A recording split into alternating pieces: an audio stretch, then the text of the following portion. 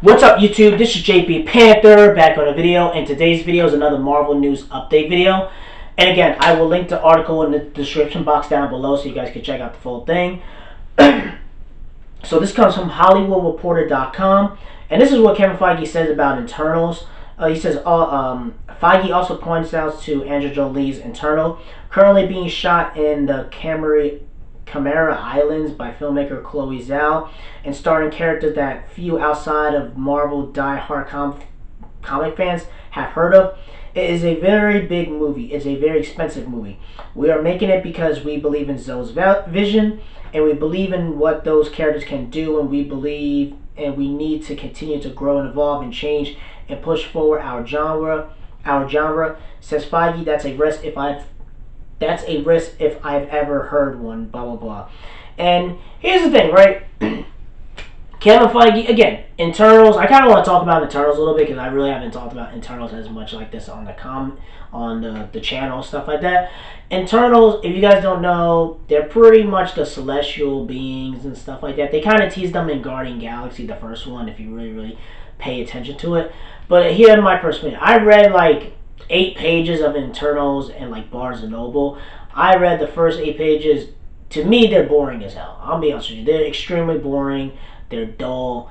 But again, if you come out and make them super badass and cool and have them explode and, you know, pretty much the same treatment they give Iron Man and Captain America, make them super badass, do the same thing with these characters, they could do well. And the problem is, the thing in Internals is that they're race swapping and gender swapping a lot of these characters, because if they know that they have them all as white dudes, like the way Jack Kirby created them, they probably would be boring. Probably nobody would go see.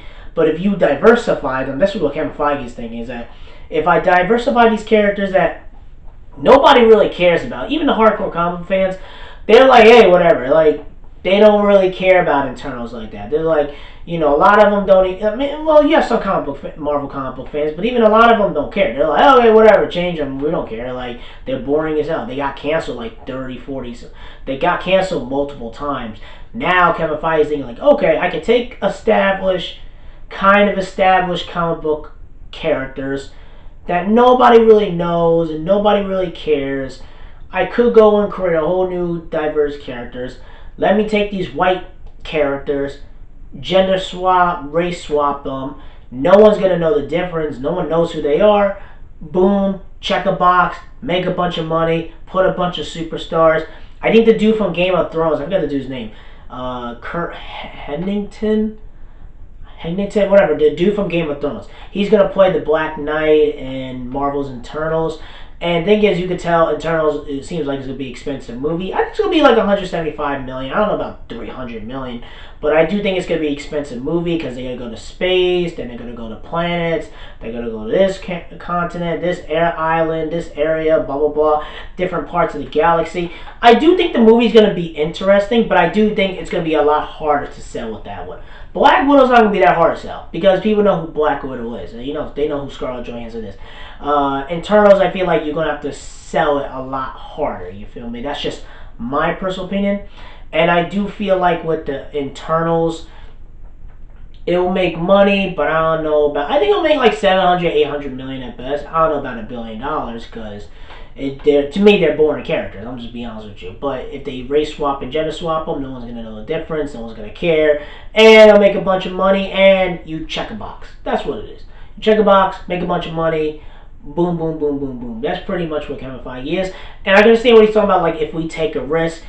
Feige, you've been taking risks since Iron Man 1. You took a crackhead and made him Iron Man. You took Chadwick Boseman and made him Black Panther. You took a radical extreme feminist like Brie Larson and made her Captain Marvel. So you guys have taken risks. You took Thanos and have him blow up the universe and wipe out half of the universe. Like, you guys have took risks. The only problem is with Marvel is that you guys are very formulaic.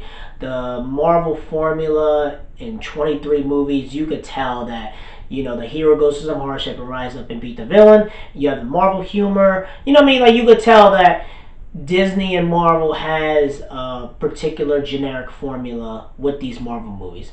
Now, the thing is with the Marvel movies that they're still going to keep the generic same formula. The only difference is they're going to just race swap and gender swap these characters. And instead of having it with a white dude, they're going to have it with a white female lead, a black lead, Asian, Indian, Muslim, Latino, Indian, checkbox, checkbox, checkbox. Or a gay lead, check, check, check, check, check. So you still have the same formula, you just have it with different races and minority groups and women and stuff like that.